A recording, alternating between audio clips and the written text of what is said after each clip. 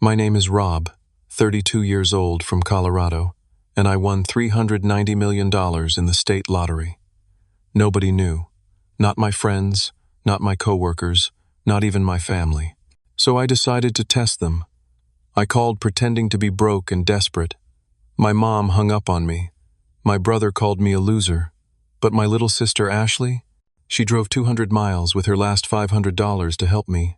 Before I dive into how my life changed forever, let me know where you're watching from, and hit that like and subscribe button if you've ever wondered what you'd do with millions. Growing up in Boulder, Colorado wasn't exactly picture perfect. My childhood home was modest, a small 3-bedroom ranch-style house with fading blue paint that my dad swore he'd refresh every summer but never did. Our family was what polite society would call strained. My parents divorced when I was 10, and my relationship with my father deteriorated into occasional birthday calls and awkward Christmas visits. He moved to Arizona with his new wife, and we became more like distant acquaintances than father and son. My younger sister Ashley was my rock throughout those turbulent years. 3 years younger than me, she had this uncanny ability to find optimism in our fractured family situation. We'd spend hours building elaborate forts in the backyard, creating our own little world where parents didn't yell and bills didn't pile up on the kitchen counter. Ashley was the one who held my hand at night when Mom would cry herself to sleep after the divorce. "We have each other, Robbie," she'd whisper in the darkness. "That's all that matters." Mom did her best, working double shifts as a hospital administrator to keep us fed and housed, but the financial and emotional strain took its toll. By the time I hit high school, she had remarried to Gerald, a real estate agent with a fondness for golf and criticizing my career choices. Our home became his castle, and Ashley and I learned to walk quietly around his moods. As adults, geography and life pulled us in different directions. I stayed in Colorado, while Ashley moved to Nebraska for nursing school, eventually settling there. My brother Mark, 5 years older than me, headed to Chicago where he worked his way up in finance, building what he loved to call his empire during our increasingly rare family phone calls. We'd gone from sharing bunk beds to sharing only occasional text messages on birthdays and holidays. My life before the lottery win was painfully ordinary. I worked as an IT specialist for a mid-sized insurance company, fixing printer jams and resetting forgotten passwords. My apartment was a 1-bedroom unit in a complex full of similar 9-to-5 workers. The walls were thin enough that I knew my neighbors' TV schedules by heart. My furniture consisted mainly of items from discount stores and a few IKEA pieces I'd assembled with varying degrees of success. My pride and joy was my gaming setup, the one area where I splurged a little. Financially, I was treading water, not drowning but certainly not swimming freely. Student loans from my computer science degree hung around my neck like an albatross, demanding $500 of my monthly income. My used Honda Civic needed repairs I kept putting off. Rent increased every year, while my salary remained stubbornly static.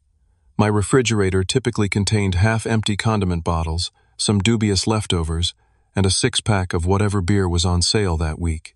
My one consistent luxury was a lottery ticket each week, $10 every Friday, like clockwork. My coworkers teased me about it, calling it my retirement plan. I'd laugh along, but deep down, those tickets represented something more than just a long shot at wealth.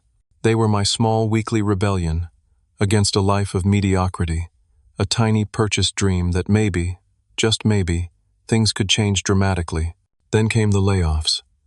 Our company was restructuring, which everyone knows is corporate speak for cutting costs by cutting people.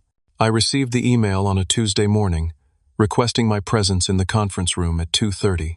The HR representative had the decency to look uncomfortable as she slid the severance package across the table, explaining I had 3 weeks to transition my responsibilities. The package would cover 2 months of expenses if I was frugal, but the job market was tight, and my specialized skills weren't as in demand as I'd hoped. The weeks that followed were a blur of unanswered applications and increasingly desperate emails to contacts in the industry. Each day, I'd wake up with a knot of anxiety that grew tighter as rejection emails accumulated in my inbox. My savings dwindled as I stretched them to cover rent, utilities, and the bare minimum of groceries. I started skipping meals, letting the gas tank run dangerously low, and ignoring increasingly urgent calls from credit card companies. The day that changed everything didn't announce itself with fanfare. It was a Wednesday, unremarkable in every way. I had driven to a gas station on the edge of town where gas was 5 cents cheaper per gallon. After filling up with the last $20 in my checking account, I headed inside to pay. The line was long, giving me time to stare at the lottery display behind the counter. The jackpot had grown to $390 million, the largest in state history. I shouldn't have done it. Every rational part of my brain screamed that the $10 in my wallet should go toward food, not a statistical impossibility. But something, call it desperation or intuition, made me add a quick pick ticket to my purchase.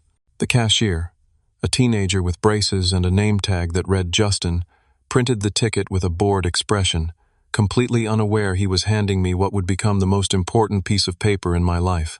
As I walked back to my car, I tucked the ticket into my wallet without looking at it, already regretting the impulse purchase. Little did I know that those random numbers would transform me from a desperate, unemployed IT guy into one of the wealthiest individuals in the state overnight. The drawing was scheduled for 8 o'clock that evening. I hadn't planned on watching it, figuring I'd check the numbers online the next day like I usually did. But with no job to wake up for, and nothing but ramen noodles and a half-empty bag of tortilla chips for dinner, I found myself slumped on my second-hand couch, flicking through channels until the local news came on. The peppy blonde announcer with an overly enthusiastic smile introduced the lottery segment with rehearsed excitement. Tonight's jackpot is a record-breaking $390 million. Could you be our lucky winner? I snorted, thinking of the lone ticket in my wallet. Sure, lady. Me and about a million other desperate dreamers. I didn't even bother retrieving my ticket as the drawing began. The mechanical balls tumbled hypnotically in their transparent chamber. The first number popped up, 17. I vaguely remembered that might have been on my ticket, but didn't think much of it. The second number, 32. My age. Huh, that's a coincidence. Third number, 41. Fourth, 8. Fifth, 59. With each number called, a strange sensation began building in my chest. I wasn't sure if I remembered correctly, but these numbers seemed familiar. The final ball, the Powerball, rolled into position, 23. My hands shook as I dug my wallet out from my jacket pocket. I unfolded the crumpled ticket and stared at it under the dim living room light.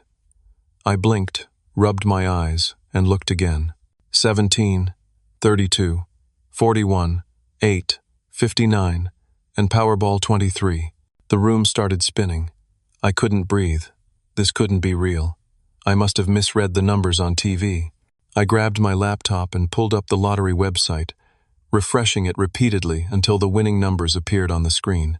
They matched. Every single one. No way, I whispered to my empty apartment. No freaking way.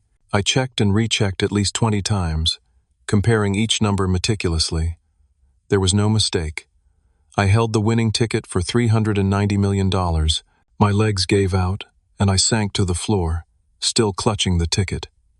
My heart hammered against my ribs so violently, I genuinely worried I might be having a heart attack. Sweat beaded on my forehead despite the cool apartment. I started laughing, then crying, then both simultaneously in a concerning display of emotional whiplash. I couldn't sleep that night. How could I? Every time I closed my eyes, numbers danced behind my eyelids. I paced my small apartment, alternating between euphoric laughter and paranoid fears. What if someone broke in and stole the ticket? I hid it inside an old college textbook, then moved it to a sock, then taped it inside my toilet tank like I'd seen in some movie. By dawn, I was exhausted but still wired, my mind racing with possibilities and fears. As morning light filtered through my blinds, I sat at my kitchen table with my laptop, researching lottery winners.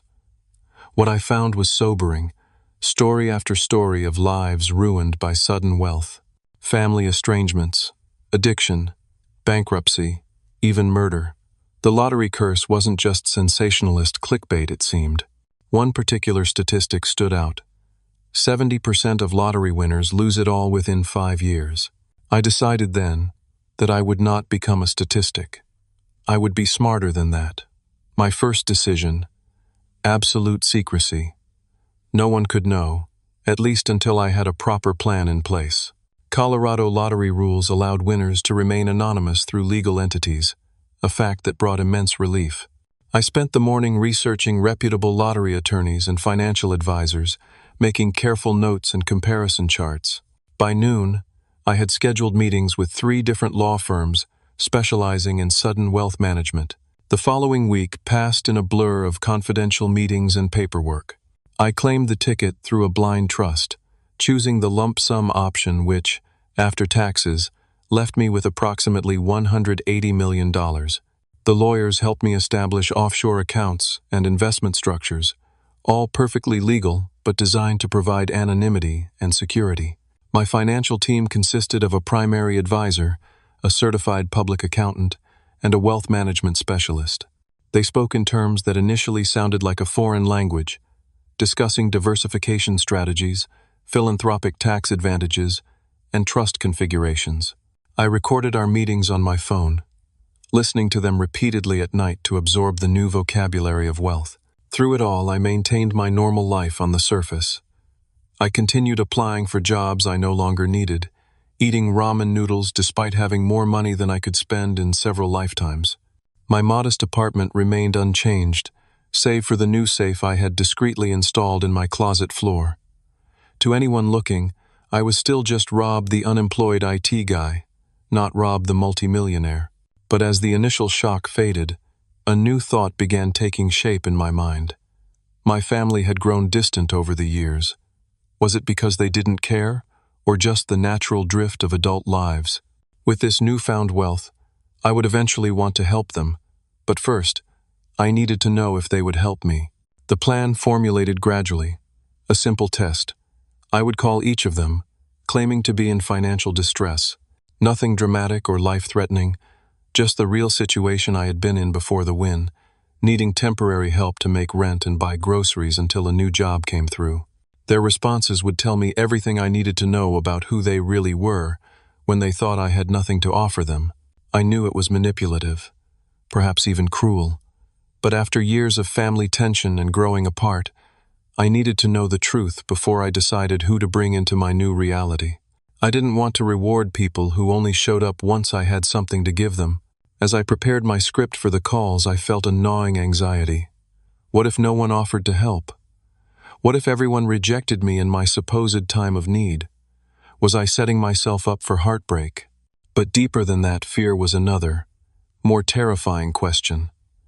What if I already knew what their answers would be, and was just looking for confirmation of my worst suspicions about the people who were supposed to love me unconditionally? With shaking hands, I picked up my phone and pulled up my mother's contact information. It was time to find out exactly where I stood with my family. I rehearsed what I'd say to my mother at least a dozen times before making the call. Our relationship wasn't terrible, but it wasn't particularly close either. After her remarriage to Gerald, I became less of a priority. We spoke on holidays and birthdays, exchanged pleasantries about weather and health, but rarely delved into anything meaningful. She lived just 40 minutes away, yet I couldn't remember the last time I'd been invited over for dinner. Still, she was my mother, the woman who had nursed me through childhood illnesses, who had worked extra shifts to buy me a computer for school, who had taught me to drive in an empty parking lot with infinite patience. Surely that bond would count for something when I needed help. I took a deep breath and pressed the call button. The phone rang 3 times before she answered. "Hello? Rob? Is everything okay? You never call on Tuesdays." Her voice was tinged with surprise and a hint of suspicion. "Hi, Mom," I said, intentionally making my voice sound tired and stressed. It wasn't difficult to channel the anxiety I'd felt before the lottery win. "I'm not doing so great, actually. That's why I'm calling." "What's wrong? Are you sick?"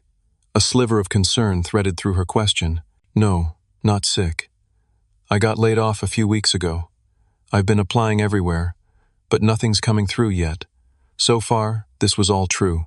I'm running out of options, and I'm worried about making rent this month. I hate to ask, but I could really use some help." There was a pause on the line. I could almost feel the shift in her demeanor through the phone. "How much are you talking about?" Her voice had cooled several degrees. "About $5,000, I said, "just to cover rent and basic expenses until I find something. I promise I'd pay you back as soon as I'm working again." The silence that followed seemed to stretch into eternity. When she finally spoke, her tone had transformed entirely. $5,000?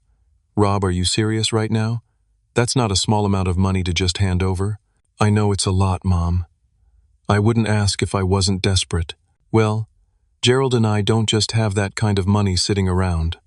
We have our own bills to pay. The property taxes on the house just went up again, and we're planning a cruise next month. I felt a knot forming in my stomach. I understand. Maybe a smaller amount would help? Anything, really. I'm eating ramen for every meal and I'm worried about keeping the lights on. This is exactly what emergency funds are for, Rob, she said, her voice taking on the lecture tone I remembered from adolescence. You're 32 years old. You should have at least 6 months of expenses saved by now. This is basic financial responsibility.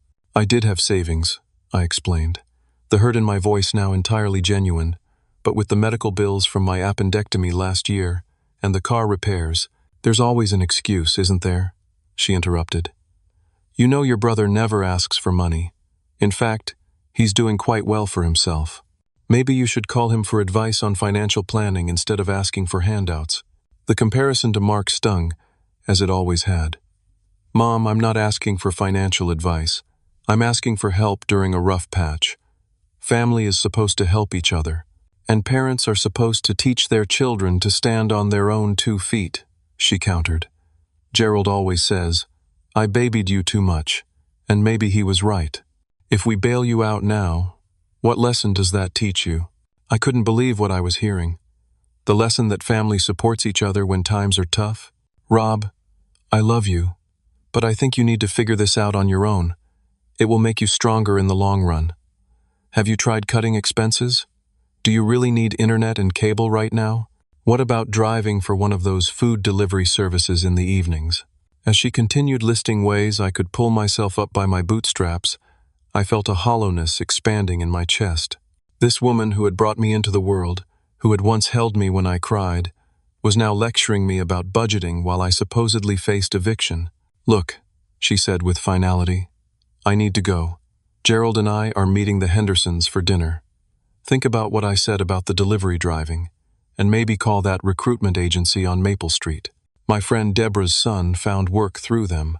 Before I could respond, she added, I need to run. Love you, bye. And then she hung up. I sat there with the phone in my hand, stunned. Not only had she refused to help, she hadn't even taken the time to truly listen or empathize. The dinner with friends was more important than her son potentially becoming homeless. Memories flooded back unbidden. My 10th birthday, when she'd left early to meet Gerald for drinks. My high school graduation, when she'd spent more time introducing her husband to her coworkers than celebrating my achievement. The time I had pneumonia in college, and she'd sent soup through a delivery service rather than coming to see me. Despite living just 30 minutes from campus, I realized with a sinking heart that this pattern had been established long ago. I had just been too loyal, too hopeful, to acknowledge it. In her hierarchy of priorities, I ranked somewhere below Gerald's golf schedule and dinner with the Hendersons. The pain was surprisingly acute. Even though I didn't actually need the money, the rejection cut deep. I had secretly hoped she would prove me wrong, that she would rush to my aid and demonstrate that beneath the distance and distraction, her maternal instinct remained intact. Instead, she had confirmed my worst fears about our relationship. I made myself a strong drink and sat by my apartment window, watching the evening traffic flow by. People returning to families who perhaps cared for them. Parents who would drop everything to help their children in crisis. I wondered how many truly had that safety net, and how many, like me, were ultimately alone when it counted. Part of me wanted to abandon the experiment right then. What was the point of confirming that my family didn't care? Why deliberately seek out more pain? But another part, the part that needed to know exactly where I stood before moving forward with my new life, pushed me to continue. 2 more calls to make, 2 more tests to administer. I pulled up my brother's contact next, steeling myself for another disappointment. But nothing could have prepared me for the cruelty that awaited on that call. Mark and I had never been close, even as children. 5 years my senior, he had always viewed me as an annoyance rather than a brother. While I was building Lego structures, he was already thinking about business ventures, selling candy at school, and charging neighborhood kids to use our basketball hoop. He left for college when I was 13, and from that point on, our interactions became increasingly limited. As adults, the distance between us grew from emotional to ideological. Mark embraced a particular brand of success worship, believing that financial achievement was the ultimate measure of a person's worth. His Facebook profile was a carefully curated showcase of business wins, exotic vacations, and networking events with people he deemed important.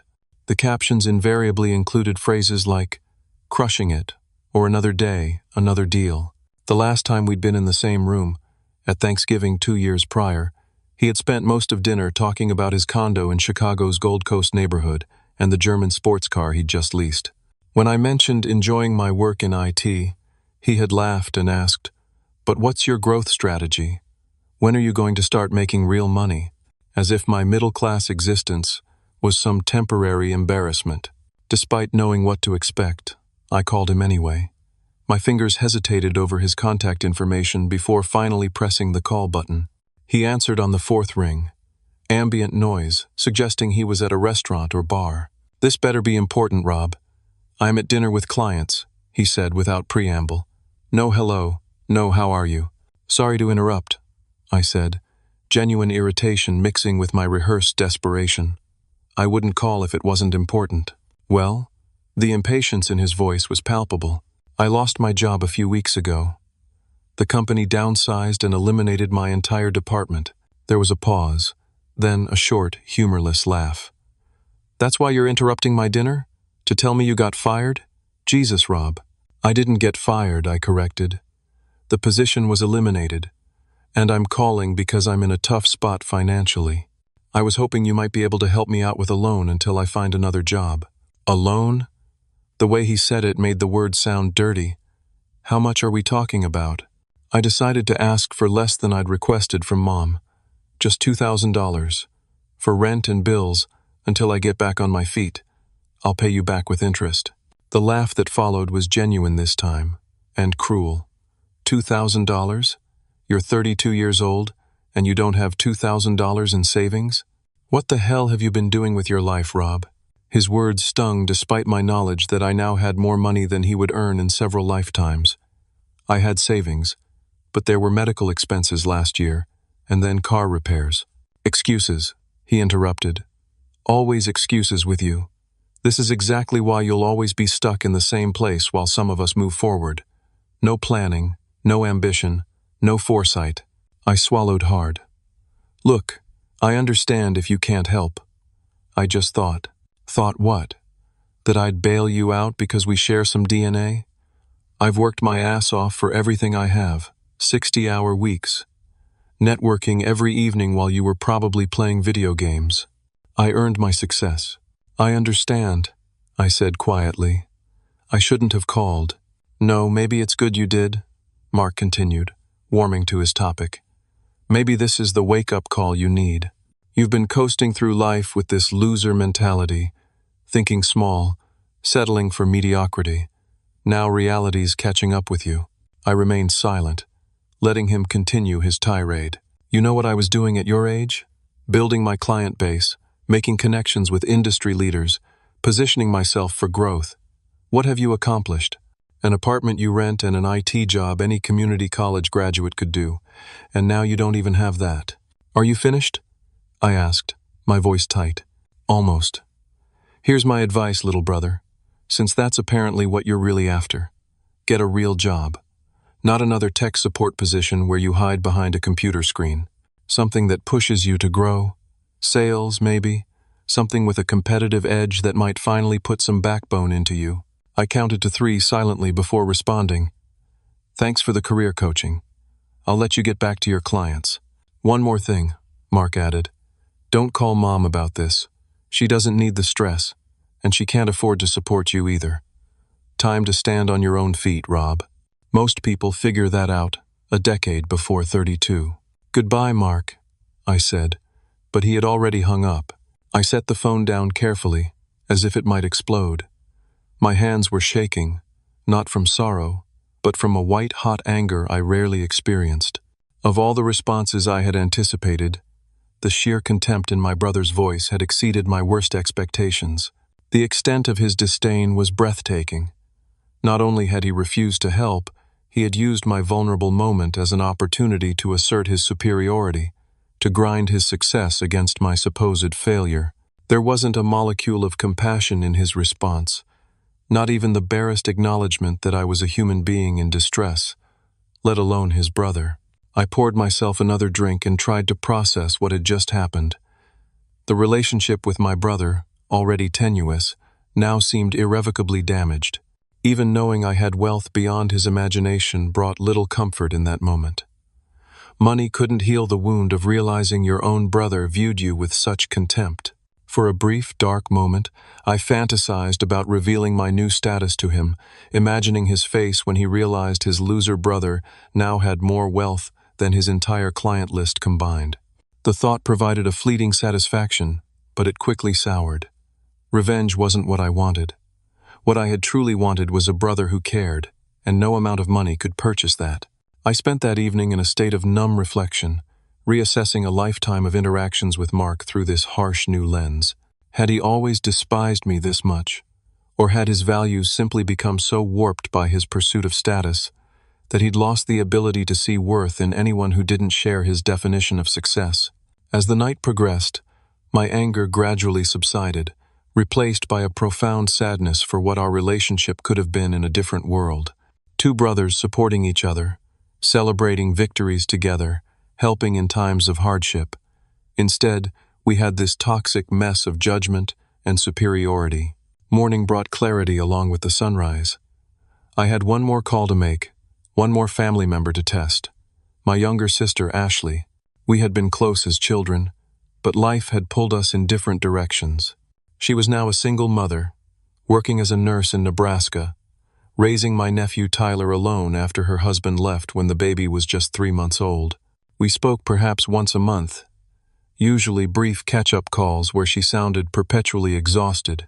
I knew she struggled financially, stretching her nursing salary to cover childcare, rent, and the basics for Tyler.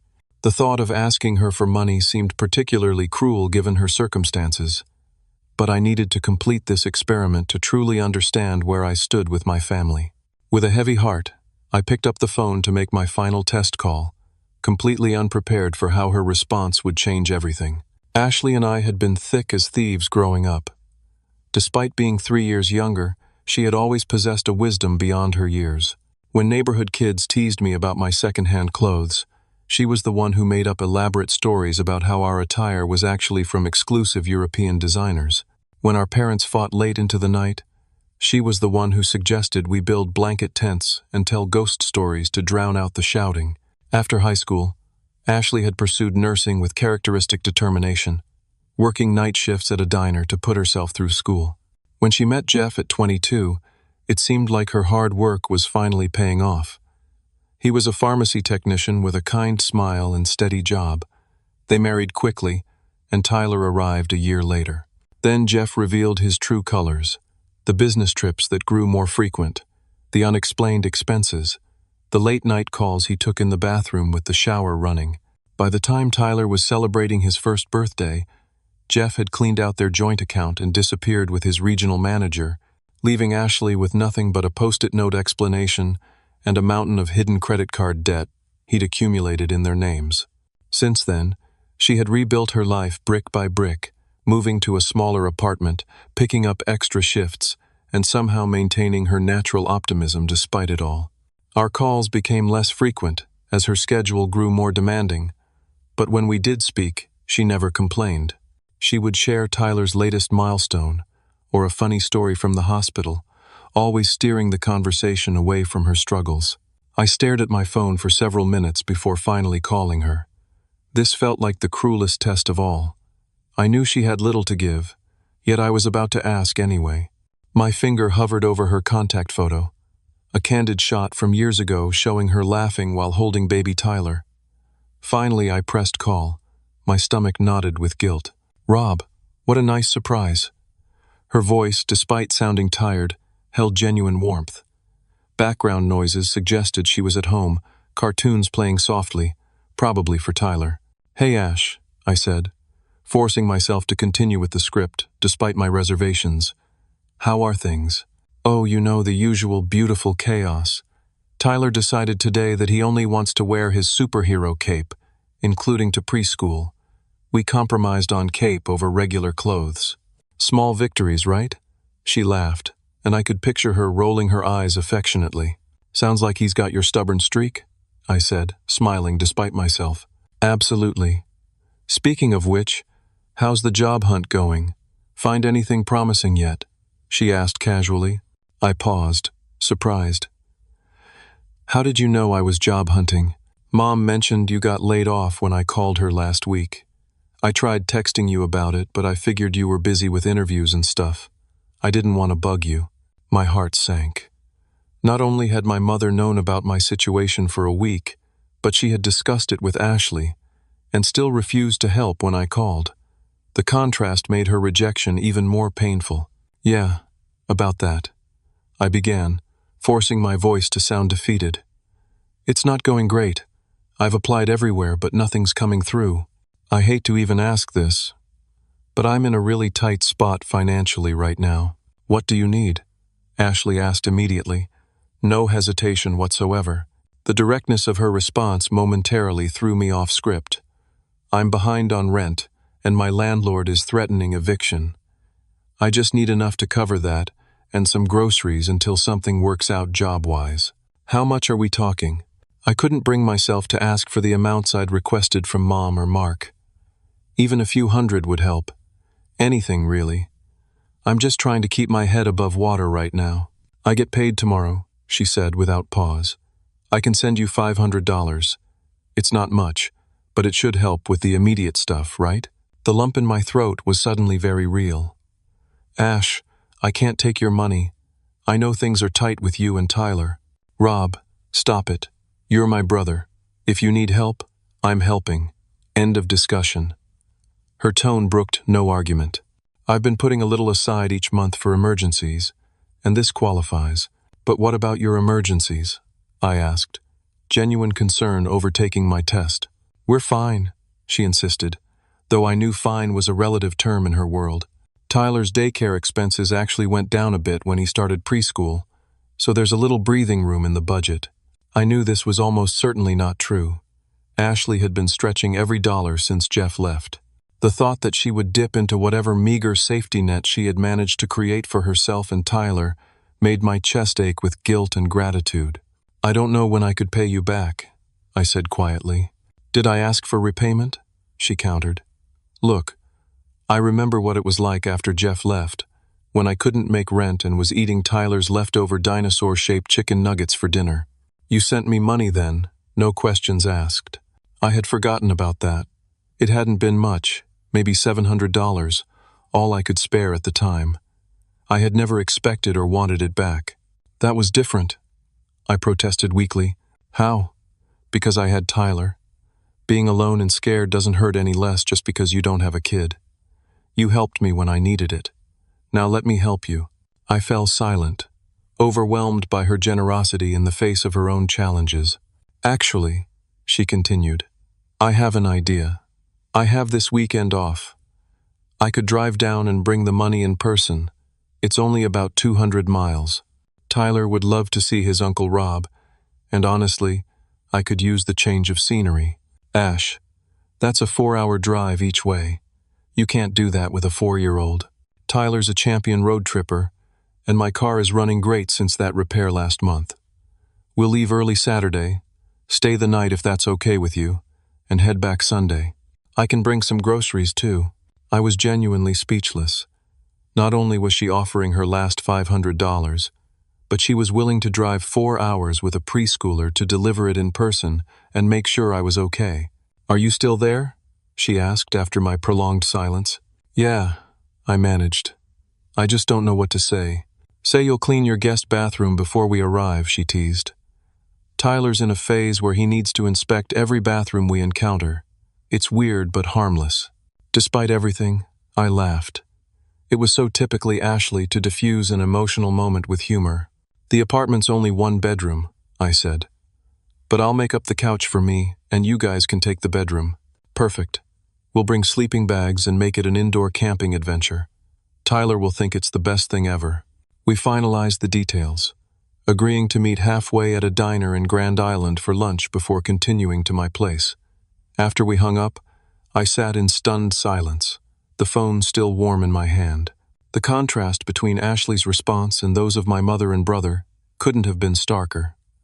Without hesitation, she had offered everything she could, despite having the least to give. While Mom spoke of her upcoming cruise and Mark bragged about client dinners, Ashley was ready to share her last $500 and drive for hours with a 4-year-old to deliver it personally. It wasn't just the offer of money. It was the complete absence of judgment, the immediate assumption that if I needed help, there must be a valid reason. No lectures about financial planning. No comments about my life choices or career path. Just pure, unconditional support. I looked around my apartment, suddenly seeing it through Ashley's eyes. She would expect to find me in dire straits, eating ramen and counting pennies. Instead, she would arrive to find me perfectly fine, asking for money I didn't need as some sort of twisted test. The thought made me sick with shame. I couldn't go through with it.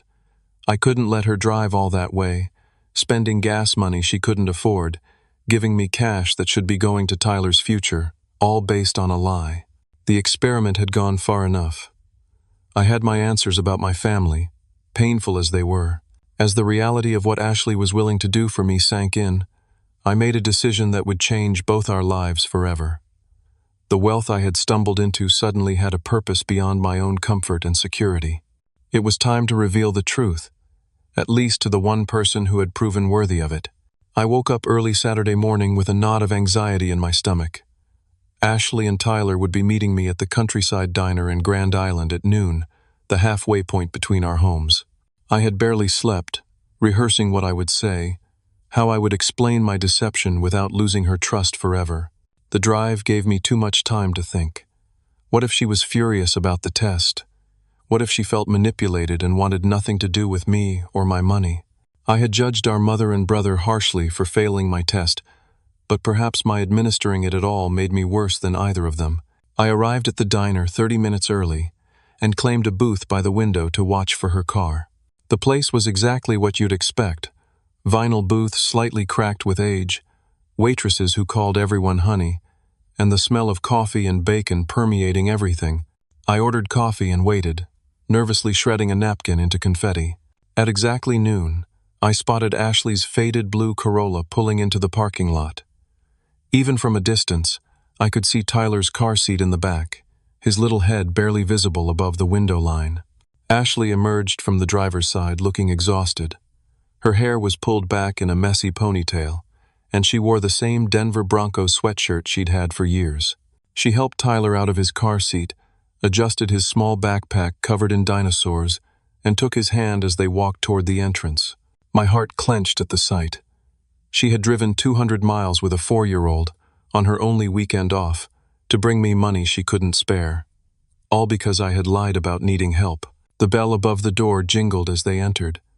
Tyler spotted me first, his face lighting up with recognition.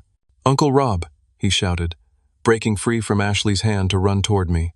I slid out of the booth just in time to catch him as he launched himself into my arms. "Hey, buddy, look how big you've gotten," I said, genuinely amazed at how much he'd grown since I'd last seen him at Christmas. Ashley approached more slowly, and I could see the dark circles under her eyes more clearly now. She'd tried to hide them with makeup, but the 4-hour drive had worn through her concealer. "You look good for someone supposedly living on ramen," she said with a tired smile, giving me a hug. "I was half expecting to find you gaunt and desperate." Guilt surged through me anew. "Ash, we need to talk," I said quietly as we slid into the booth. "But let's order first. You guys must be starving." Tyler needed no prompting, immediately informing the waitress that he wanted chocolate chip pancakes and chocolate milk, because it's a special trip to see Uncle Rob. Ashley ordered just a coffee, but I insisted she get a proper meal too. Eventually, she relented and ordered the farmer's breakfast. While Tyler colored the children's menu with crayons provided by the waitress, I tried to formulate how to begin my confession. Ashley beat me to it.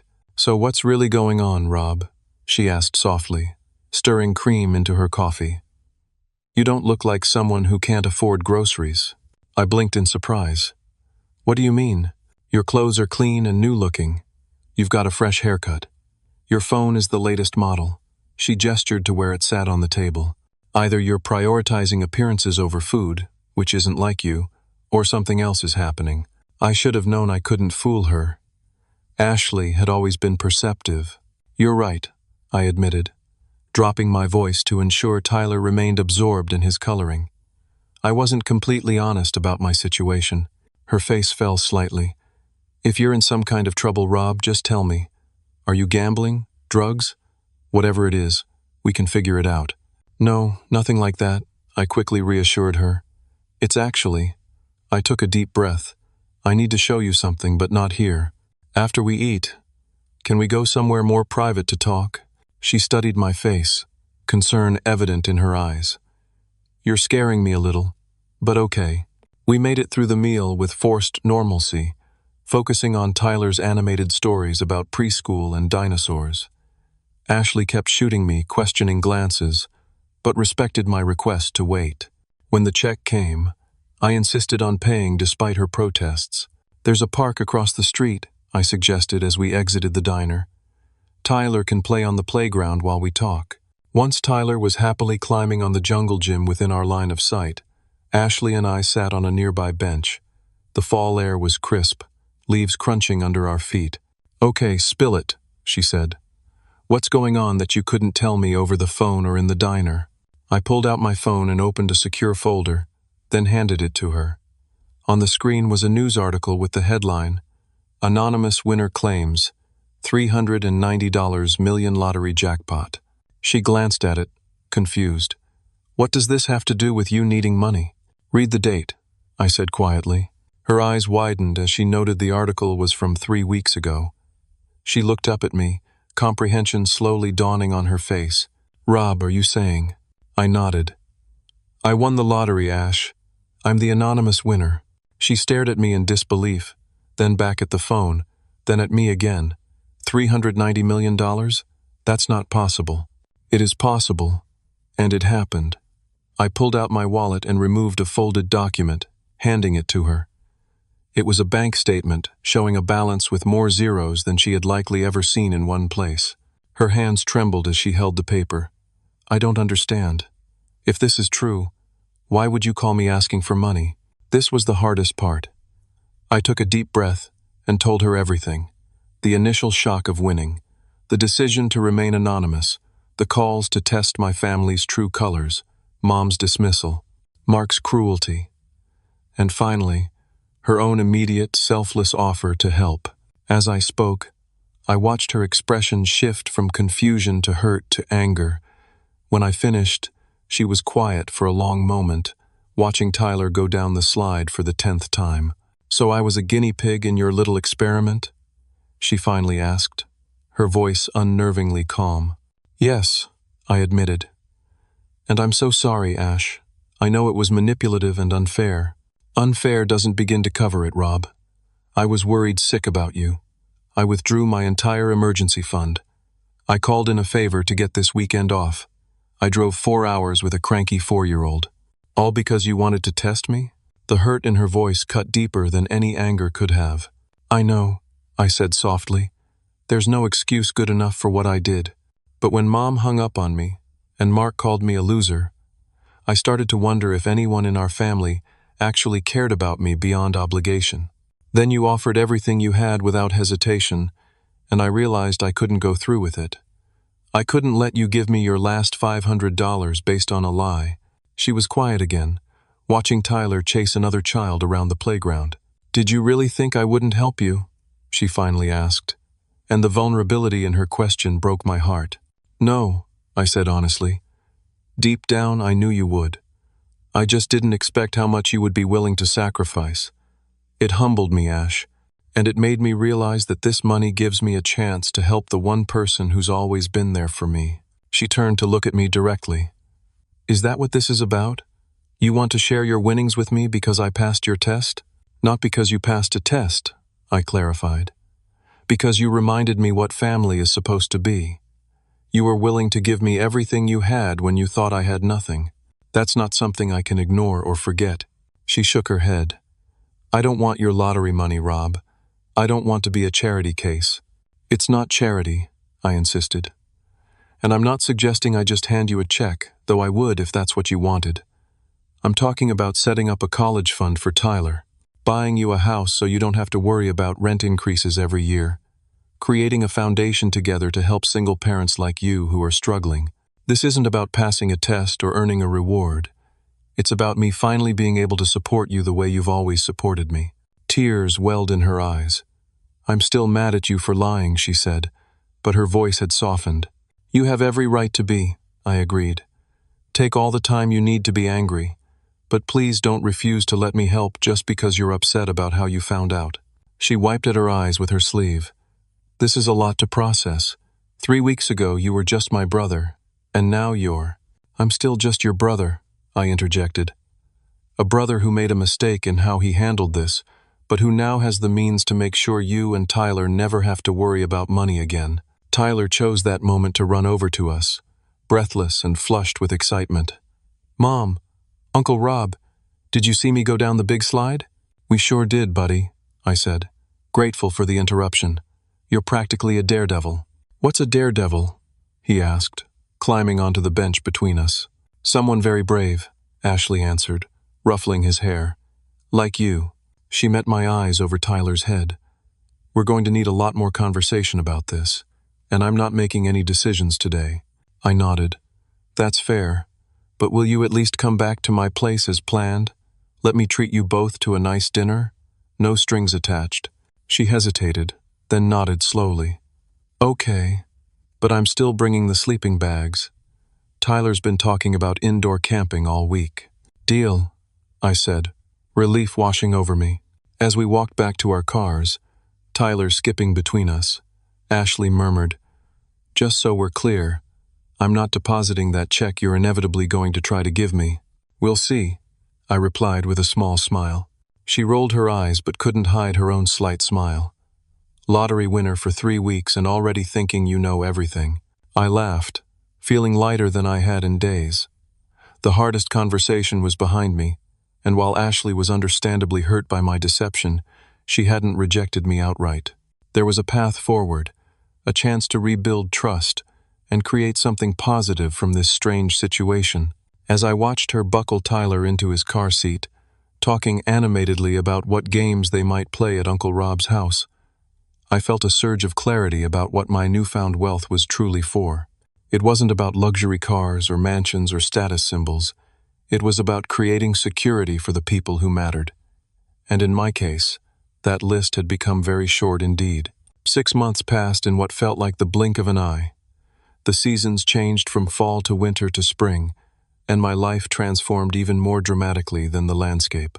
The modest apartment was gone, replaced by a spacious but not ostentatious house in a quiet neighborhood with excellent schools. My anonymous days were behind me, though I had managed to keep the exact amount of my winnings private, with media reports varying wildly from $50 million to $500 million. Ashley and Tyler now lived just 10 minutes away, in a beautiful 4-bedroom home with a backyard perfect for a growing boy's adventures. After weeks of refusing my help, she had finally relented when I framed it as an investment in Tyler's future rather than charity. We had established a trust fund for his education and set up a foundation called New Beginnings that provided grants and resources to single parents returning to school or starting businesses. The most profound changes, however, were invisible to the outside world. The lottery win had acted as a powerful filter, clarifying which relationships in my life were genuine and which were based on convenience or obligation. It had stripped away pretense and revealed raw truth in a way that no other life event could have. My mother and brother remained largely unaware of my changed circumstances for several months. I had maintained minimal contact, responding to occasional texts with brief, non-committal replies.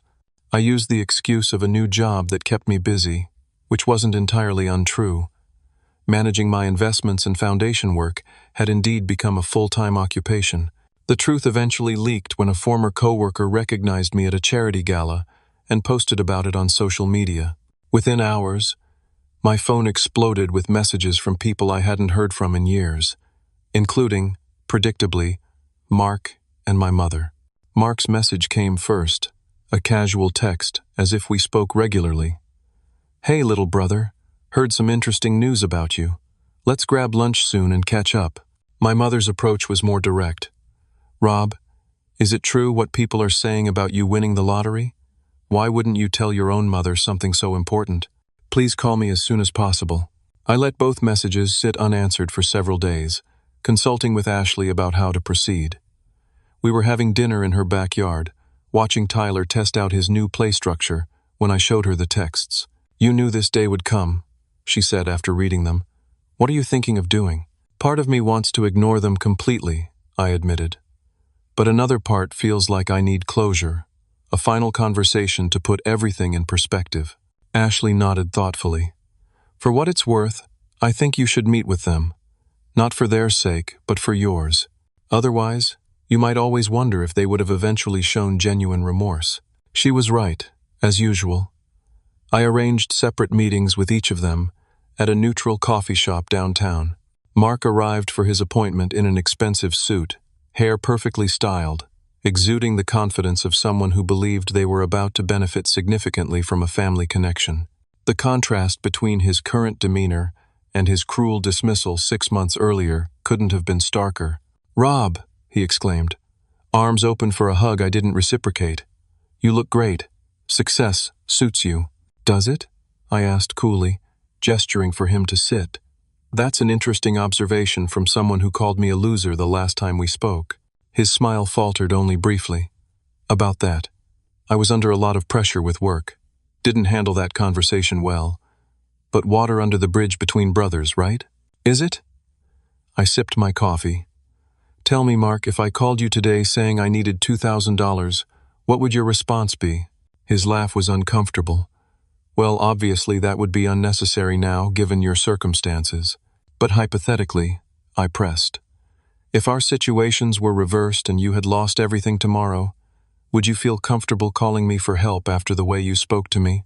He shifted in his seat. "Look, Rob, we both said things we didn't mean. Family is family. We should be supporting each other now that things are looking up for you." "Supporting each other?" I repeated slowly.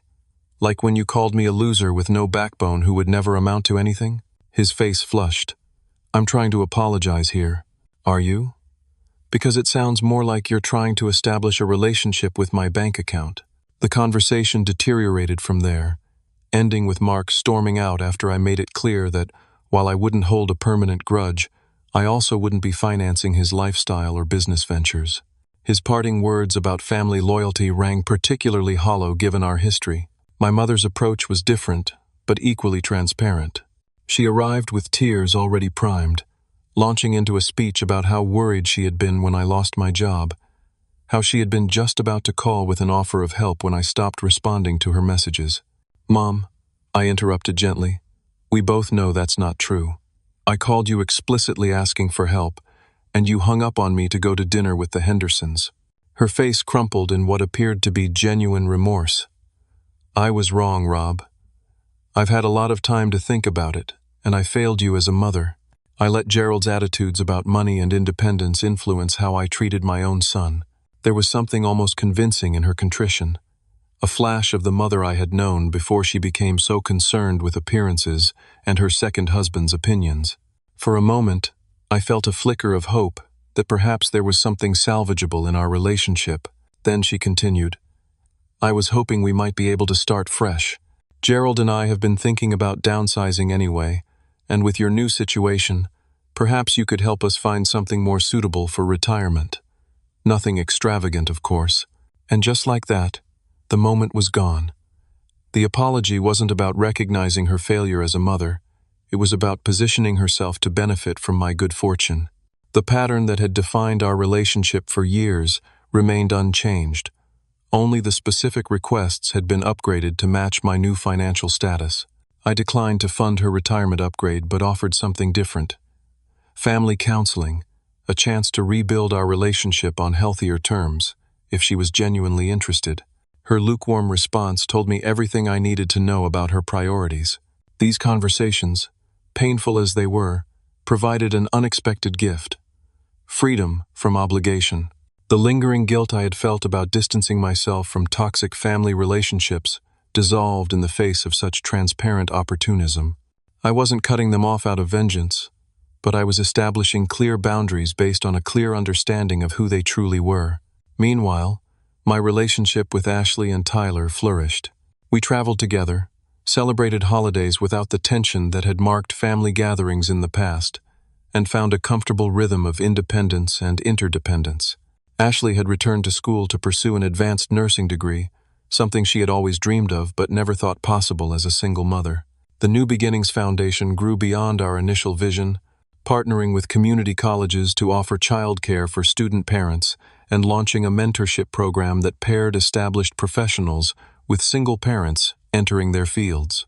What had begun as a personal project to help Ashley became a mission that gave my life purpose and direction. Perhaps the most profound change was internal. Before the lottery win, I had measured my worth by others' standards, constantly feeling I was falling short, particularly in comparison to my successful brother.